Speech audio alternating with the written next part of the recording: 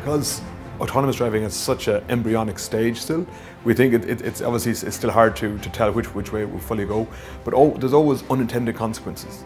I think with autonomous driving you could potentially see a car, part owned by the OEMs, part owned by a fleet manager, and potentially part owned by marketing companies.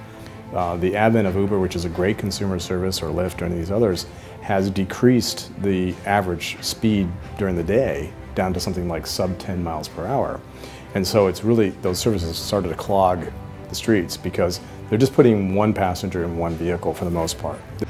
These autonomous driverless shuttles allow for more efficient and on-demand services to be run in a geofenced area, and particularly solve things like this first mile, last mile problem that many cities have, which prevents people from taking public transportation because they then have to solve that problem themselves.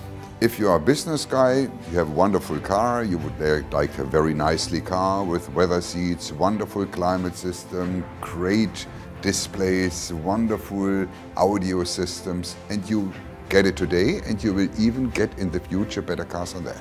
We will have different ways how the interior looks like. For privately owned car, I promise you we have so much wonderful innovations in the pipeline to make your car better, more nicely, more comfortable, more connected with better services. But we have also concept for the robust car for the interior of the robotaxis as well.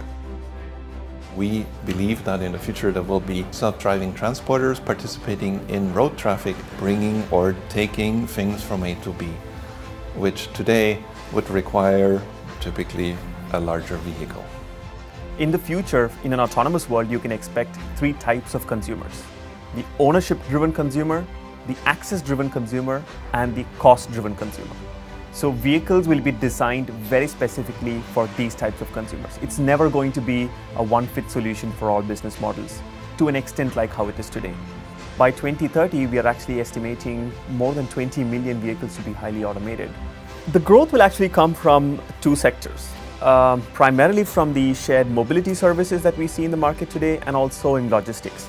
We don't expect autonomous driving to grow significantly in the ownership market before 2025, but you and I will get to own autonomous vehicles post 2025.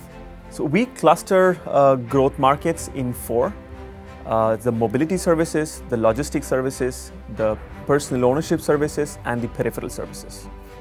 And these four are expected to create roughly 12 to 14 use cases or applications that will contribute to growth in the next decade. China is expected to contribute to over 50% of the revenues that come from autonomous driving.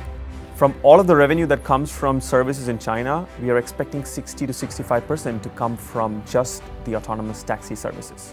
Today, we still follow an insurance model that uses vehicle data and driver data, but in the future, you will get to have insurance based on your driving conditions. The pillar of insurance is underwriting. In the future, it's going to be big data analytics.